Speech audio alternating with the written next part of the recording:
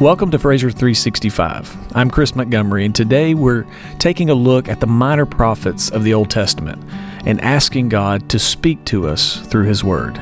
Thanks for joining us.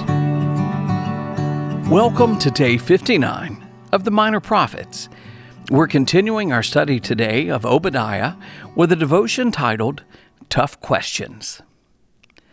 Someone once said, God does not ask questions because He doesn't know. He is asking questions to open our hearts so that we can know His truth. Our text for today is from Obadiah chapter 1, verses 5 through 7. If thieves came to you, if plunderers came by night, how you have been destroyed! Would they not steal only enough for themselves? If grape gatherers came to you, would they not leave gleanings? How Esau has been pillaged, his treasures sought out. All your allies have driven you to your border. Those at peace with you have deceived you. They have prevailed against you. Those who eat your bread have set a trap beneath you. You have no understanding. God will utilize foreign nations to plunder Edom's resources and then remove the Edomites from their land. Obadiah asks two questions to draw out how completely Edom will be destroyed. Daniel Ep Thiessen offers this explanation. God apparently continues to speak in verses 5 through 7, elaborating on the judgment of Edom by portraying it as pillaged by enemies and abandoned by former allies. The opening rhetorical question makes the point that thieves and plunderers are somewhat picky about what they steal because they cannot physically carry off everything. The second question points out that grape harvesters generally leave a few grapes behind which can be gleaned. In contrast, the plundering of Edom will totally strip it of valuables, even those that have been hidden. That's from verse 6. An aside interrupts the first rhetorical question to mockingly lament the utter devastation of Edom and raise the emotional intensity. Oh, how you will be destroyed. That's from the second half of verse 5. The language of plundering indicates that foreign enemies will be the agents of God's judgment, most likely those nations summoned to battle by God's envoy in verse 1. The motif of Edom's geography not being able to shield it from God's reach in verses 3 and 4. Obadiah refers to Edom by using the name of its ancestor Esau in verse 6, which it does a total of 7 times.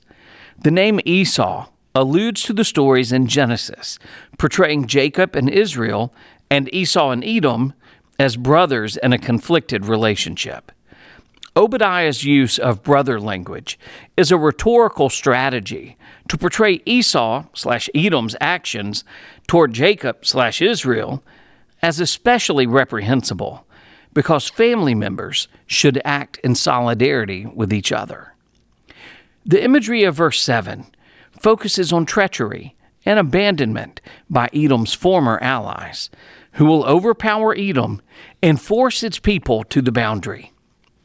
It's not clear whether being driven to the boundary means that Edomites fleeing invaders will be refused asylum by former allies and pushed back across their own border, or whether it means that atrocities by invaders will cause Edomites to seek refuge in remote border regions.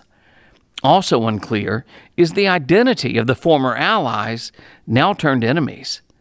Are they the nations that are summoned to battle in verse 1?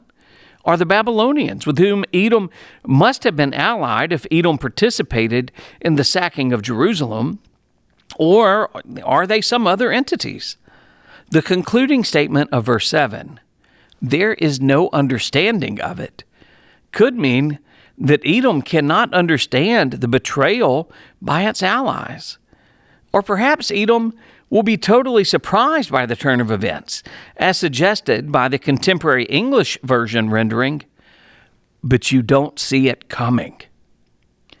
Although details remain unclear, the overall picture in verses 5 through 7 is that Edom will be abandoned by former allies, then invaded, defeated, and pillaged.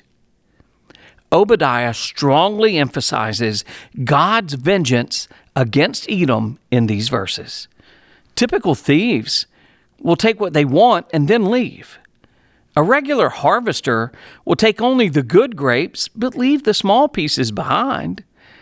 A thief who steals everything and then burns down the house displays his rage. Likewise, a harvester is highly passionate if he takes every last grape and leaves nothing behind. These are word pictures used by the prophet Obadiah to show God's utter and complete destruction of Edom. Some questions to consider. How do Obadiah's questions open up an opportunity for Edom to see God's wrath? How do the following verses from Malachi connect with today's devotion?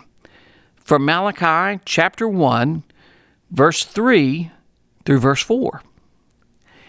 I have laid waste his hill country and left his heritage to jackals of the desert.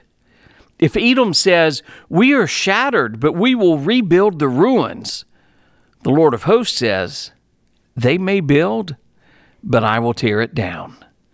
And they will be called the wicked country and the people with whom the Lord is angry forever.